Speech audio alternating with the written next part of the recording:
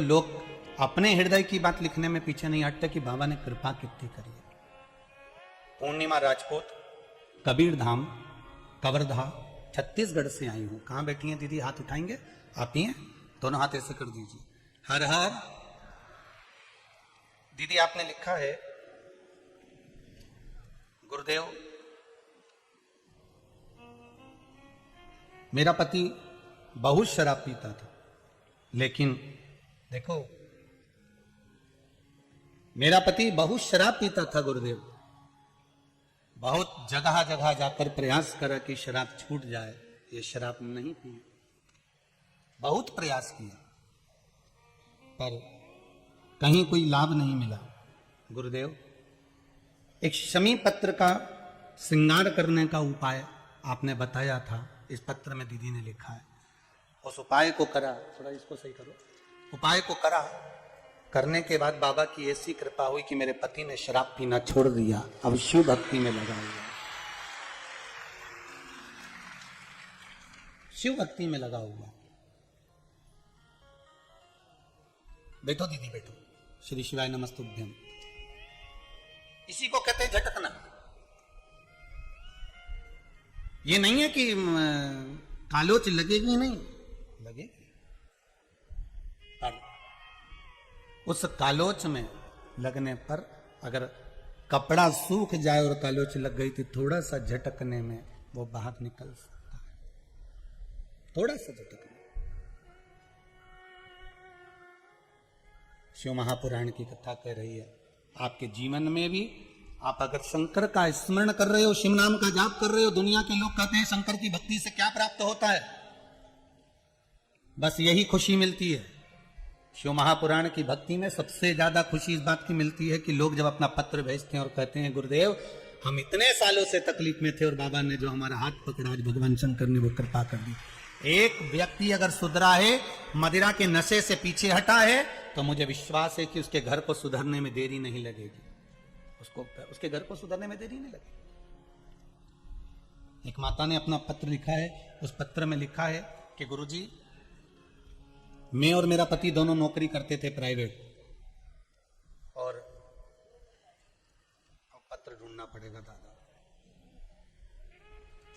दोनों प्राइवेट नौकरी करते थे और नौकरी करने के बाद कोरोना महामारी में उनकी भी सर्विस चली गई और मेरी भी सर्विस चली गई। कहां बैठे हैं देखो, पत्र ढूंढना पड़ेगा, कहीं बैठे हो तो खड़े हो जाना। हाँ ये नाम मिल गया, श्रीमती नीतू वर्मा, रायपुर छत्तीसगढ़ से आई हैं कथा सुनने के लिए। जहां बैठी हूं हाथ उठाइएगा। श्रीमती नीतू जी वर्मा आप ही हैं बहन? दोनों हाथ उठा दो एक बार। हर हर महादेव। आपने लिखा है दीदी मैं और मेरा पति दोनों प्राइवेट जॉब करते थे, कोरोना महामारी में दोनों की सर्विस चली गई और दोनों की सर्विस गई। आपकी कथा सुनते सुनते मेरे पति मुझसे कहते हैं कि गुरुजी कहते हैं कि भगवान पर विश्वास रखकर कोई भी काम चालू करो, शंकर जी का नाम लेकर, पीछे नहीं हटने देगा भोले बाबा। और मेरे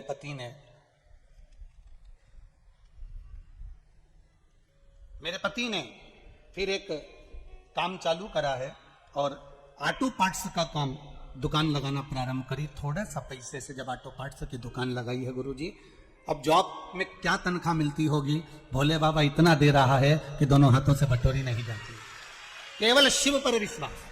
और अभी मैं तैयारी कर रही हूं गवर्नमेंट जॉब की, और मुझे विश्वास है कि शंकर ने मेरा जब हाथ पकड़ा है तो मेरी गवर्नमेंट जॉब भी लगेगी। और विश्वास रखिए बाबा देगा जरूर, वो छोड़ता नहीं है।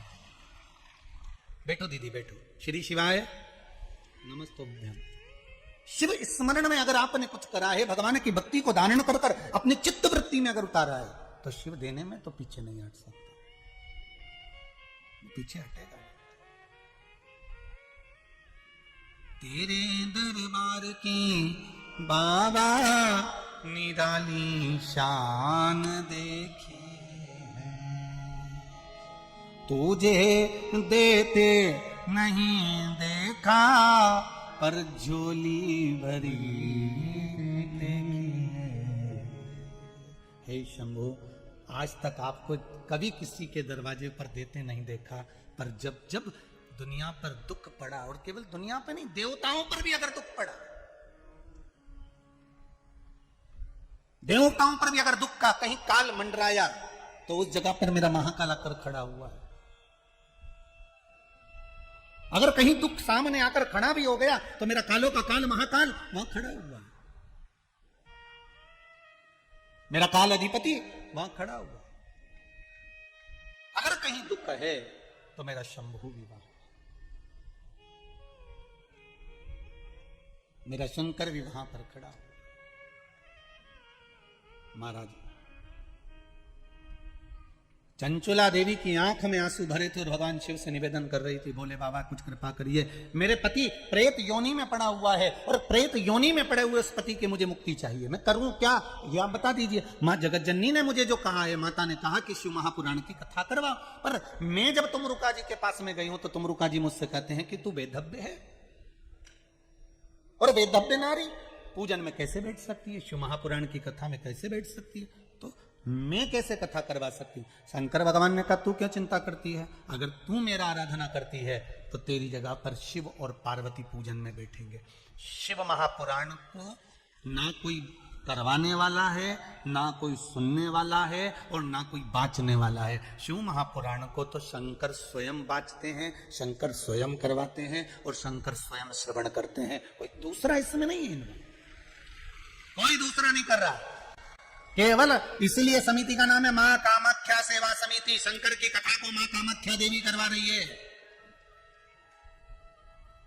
शिव की कथा को मां जगदम्बा स्वयं करवा रही है, शिव की कथा को शंकर स्वयं करवा रहे हैं और स्वयं सुनवा रहे हैं। इसमें केवल यहां कामाख्या समिति का नाम नहीं है, यहां आप सबका विश्वास, कहीं ना कहीं आपने पशुपति व्रत करा होगा, कभी ना कभी शंकर जी का एक उपाय आपने करा होगा, तो शंकर ने आपके उपाय के फलस्वरूप ये शिव महापुराण की कथा भिलाई में दे दी है। ये शिव के कृपा से प्राप्त हुई है, शंकर की कृपा से, कहीं उसकी कृपा से हमको मिल गई है, और मिली है तो उसका आनंद लीजिए, उस फल का सुख, उस आनंद का सुख हमें प्राप्त हो।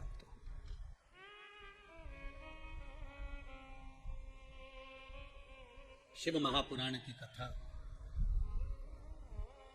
वर्णन कर रही है, शिव पुराण की कथा भगवान ओगड़दानी की कथा कह रही है। महाराज, तभी ओगड़दानी शिव की कथा कर रहे हैं। भगवान शंभु, भगवान शंकर को केवल स्मरण कर लेने पर, केवल याद कर लेने पर 33 कोटि देवताओं का सुख प्राप्त हो जाता है।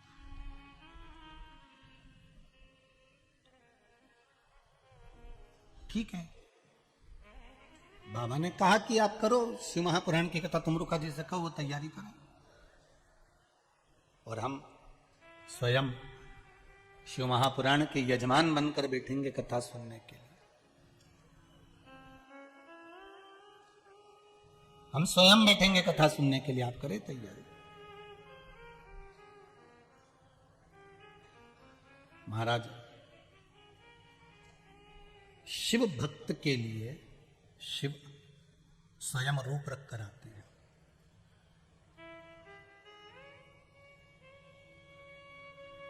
और कोई दूसरा रूप शंकर जी कभी नहीं रखे। फिर निवेदन करें, केवल एक कृष्ण के लिए गोपी का रूप रखा था, एक राम जी के लिए हनुमान का रूप रखा था। इसके सिवाय मेरे भोलेनाथ जी ने किसी की भी परीक्षा ली हो, किसी के दरवाजे पर भी गए हो, एक अपनी धर्म पत्नी पार्वती के कहने पर ब्राह्मण का रूप रखा था। मेरे शिव रूप भले धारण करे हैं, पर किसी के साथ में कभी ऐसा भगवान शंकर ने नहीं करा कि किसी का हृदय को घात पहुंच जाए, किसी के हृदय को ठेस पहुंच जाए। रूप जरूर रखे मेरे शंकर, रूप रखा, पर किसी को घात पहुंचे, किसी को ठेस पहुंचे, ऐसा मेरा शंकर कभी कोई कर्म नहीं करा। और हम आपसे भी कहेंगे, मानव की देह मिली है, मानव का शरीर मिला है, प्रयास करना आपकी वाणी से, आपके शरीर से, आपके मन से, आपकी वृत्ति से, आपके चित्त से किसी को कोई ठेस ना पहुंचे। अगर मनुष्य का शरीर आपने पाया, मानव की देह मिली है, आप कहीं पहले कथा में कहा किसी मंदिर में दिया लगाएं ना लगाएं, किसी मंदिर में अगरबत्ती लगाएं ना लगाएं, किसी मंदिर में जाकर फूल चढ़ाएं ना चढ़ाएं, किसी मंदिर में जाकर आप पूजन करें ना करें, पर इतना जरूर करें कि किसी के नेत्रों में तुम्हारे कारण पानी ना आए, तुम्हारे कारण किसी के नेत्र में आंसू ना आए, तुम्हारे कारण किसी का हृदय ना दुखे, इसका विशेष ध्यान रखें। आप दिया लगाएं ना लगाएं, आप अगरबत्ती लगाएं ना लगाएं, आप पूजन करें ना करें, आप स्मरण करें ना करें, पर अपने कारण किसी का दिल ना दुखे, हमारे कारण किसी के हृदय को ठेस ना पहुंचे।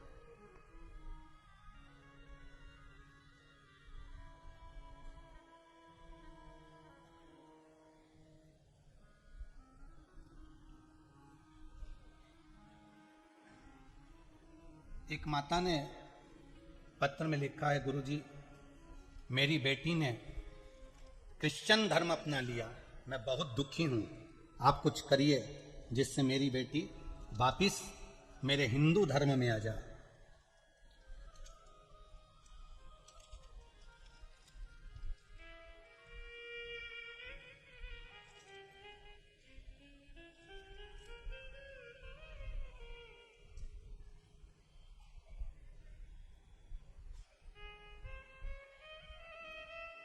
पत्र में नाम तो नहीं लिखा है, पर पत्र में लिखा है, आप प्रयास करिए गुरुजी मेरी बेटी ने ईसाई धर्म अपना लिया और मैं बहुत परेशान हूं, वो वापिस हिंदू धर्म में आ जाए, ऐसा कुछ प्रयास करिए। अभी हम कथा करने के लिए नवेगांव गए थे, नवेगांव में भी लोगों ने पत्र में लिख कर दिया कि ऐसा हुआ वैसा हुआ, हिंदू धर्म में वापिस सजाए, ऐसा प्रयास करिए। इसमें गलती बेटी की नहीं है, इसमें गलती हमारी खुद की है। हम किसी को अपने धर्म के अंतर्गत घुसने का मौका क्यों दें? फिर निवेदन करूंगा, दुकान पर जलेबी रखी हुई है, थाली में जमी हुई है, बहुत सुंदर दिख रही है, मुंह में पानी भी आएगा, और एक जलेबी घर में बन रही है।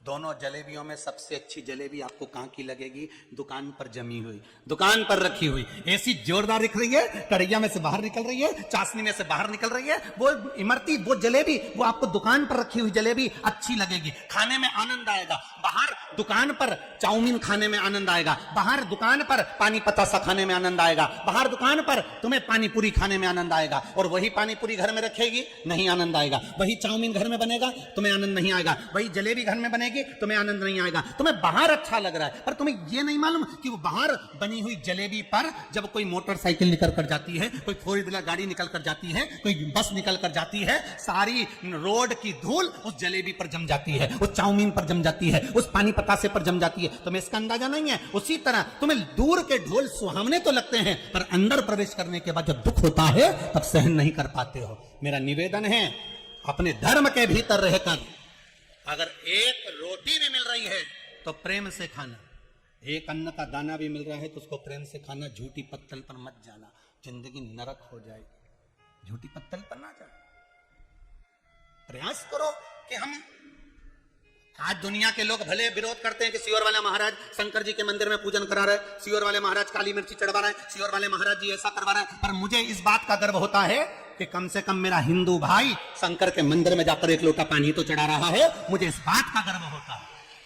गर्व मुझे एक ही बात का है कि मेरा हिंदू भाई मंदिर में जाना चालू कर दिया, शिव मंदिर में जल चढ़ाना चालू कर दिया, शंकर का अनुमोदन करना चालू कर दिया। आज मेरे बेटे बेटियां, आज मेरे नवयुवक टीम मोबाइल पर, व्हाट्सएप पर 50-50 हजार, 40-40 हजार लोग केवल मोबाइल पर, यूट्यूब पर कथा सुन रहे हैं। इसका मुझे गौरव महसूस होता है कि आज मेरा हिंदू धर्म बच रहा है इस शिव महापुराण की कथा से।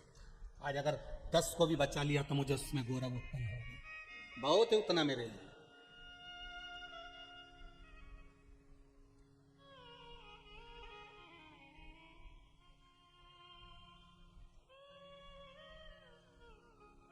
कामाख्या महिला मंडल ने टेंट लगवाया इतना बड़ा, चारों तरफ व्यवस्था करी बैठने की।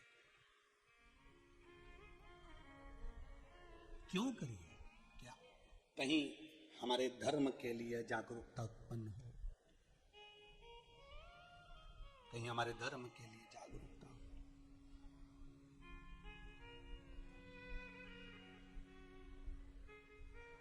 पहले दिन तो कामाख्या महिला मंडल को भी अंदाजा नहीं था कि तुम इतना आ जाओगा रे, उनको भी अंदाजा नहीं था कि तुम इतने पहुंच जाओगे।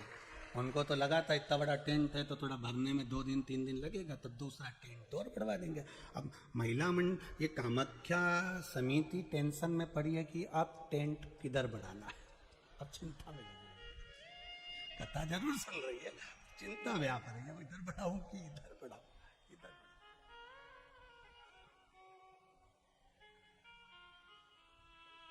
शिव कथा का सुख है। वो जितने टेंट के अंदर हैं उतने टेंट के बाहर हैं, जितने अंदर हैं उतने बाहर हैं। रोक लो, बाबा की ऐसी कृपा।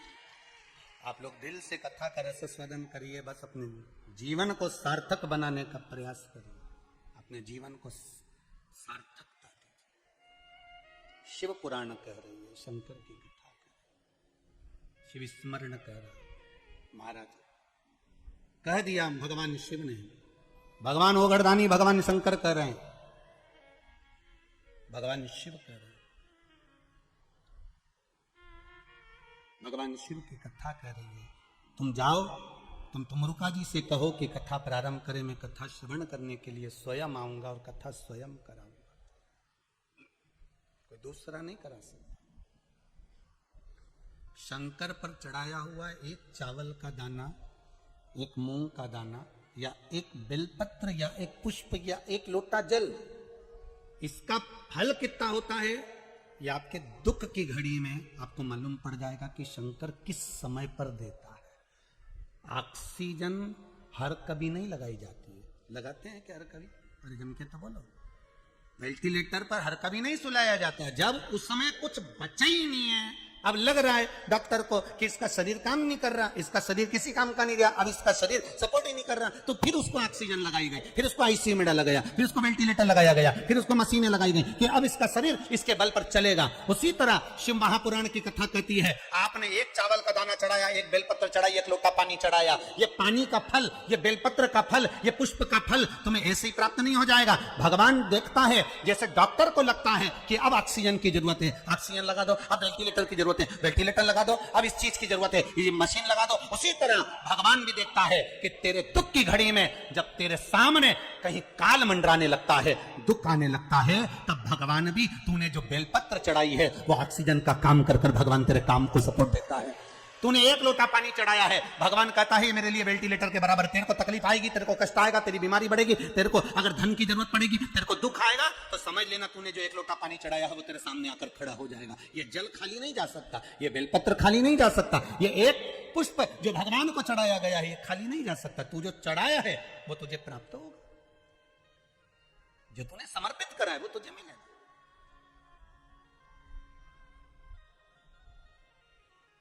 कई लोग कहते हैं शिव जी को चढ़ाया हुआ कैसे प्राप्त होगा? शंकर भगवान का कोई, हम जो देते हैं, हम जो खर्च करते हैं, हम जो समर्पित करते हैं, उसका कुछ फल है? आपने अगर शिव महापुराण में 1 रुपया भी लगाया है, 1 रुपया भी लगाया है, तारीख लिख लेना, दिन लिख लेना, तिथि लिख लेना, और वही तारीख अगले साल मिला लेना कि जो तुमने खर्च करा, ये टेंट में, ये बिछात में, ये भोजन में, ये भंडारे में, ये बिछात में, ये पूजन में जो तुमने खर्च करा, उसको लिख कर रखना कि कितना खर्च करा और उसका कितना मिलता है, वो अगले साल की यही तारीख और ये तिथि मिला ले, यही तारीख और ये तिथि मिला ले, उसका बढ़ोतरी कर कर कितना प्राप्त हुआ है वो आप मिला कर रखिए। आपको कितना मिला वो बाबा ही जानता है, वो बाबा ही करने वाला। तेरा ही दिया मैंने खाया पिया है, तेरा शुक्रिया है, तेरा शुक्रिया है। मुझे भोले बाबा ने बहुत दे दिया है, तेरा शुक्रिया है, तेरा शुक्रिया है। मुझे बाबा ने जो दिया उसका धन्यवाद। भक्त शिव महापुराण की कथा कह रही है, चंचुला भी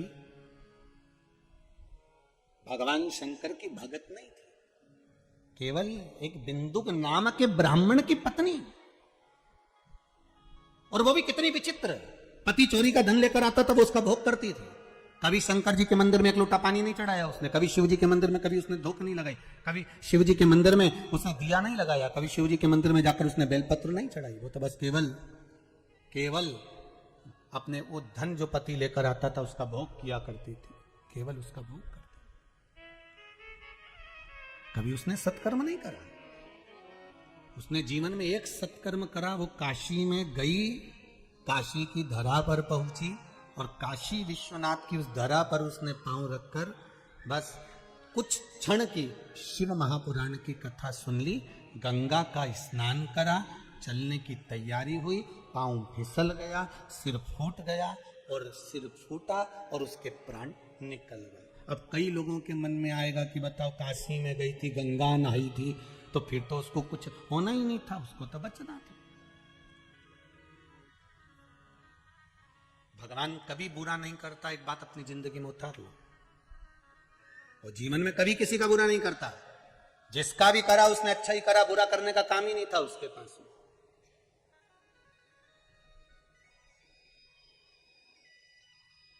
वो किसी का बुरा नहीं करता। फिर चंचुला क्यों मरी? उसको मारने का कारण केवल इतना था कि उसके पति को मोक्ष ही दे सकती थी, और ये मानव के शरीर में अपने पति को मोक्ष देगी?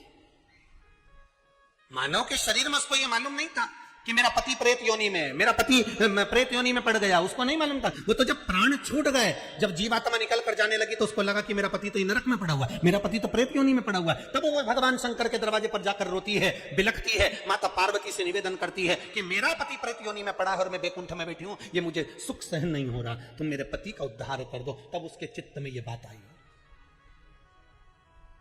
मेरे पति का उद्धार करिए, मेरे पति को मोक्ष दीजिए।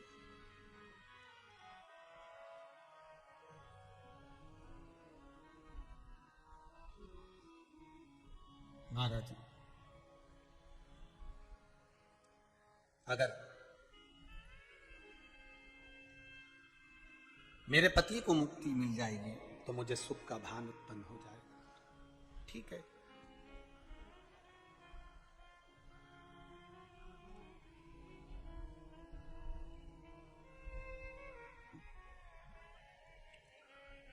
मुक्तिता प्राप्त हो। शिव जी ने कहा ठीक है, करो, शिव महापुराण की कथा करो। तुमरुका जी बाच रहे हैं उसको,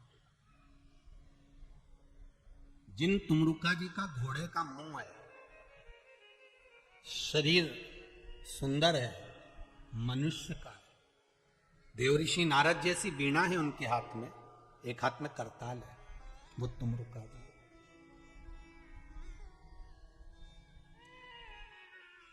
वो तुमरुका जी जो शिव महापुराण की कथा को कर रहे हैं, बाच रहे हैं, सुना रहे हैं।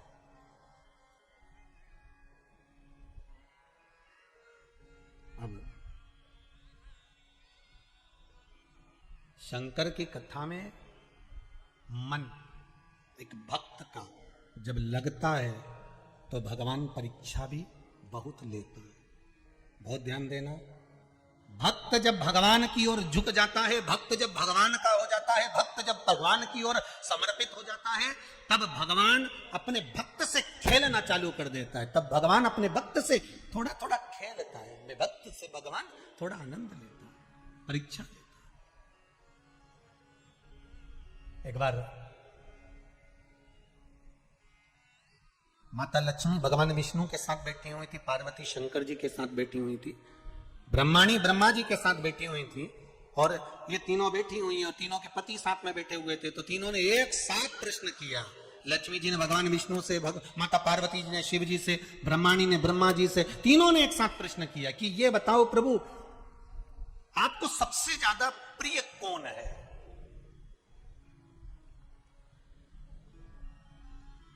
और प्रभु ये भी बता दीजिए कि आपसे बड़ा कौन है? अब भगवान से बड़ा कौन हो सकता है? आपसे बड़ा कौन है? तो भगवान विष्णु और भगवान शंकर और भगवान ब्रह्मा, तीनों एक साथ बोल दिए, हमसे बड़ा हमारा भक्त होता है, हमारा भक्त हमसे बड़ा।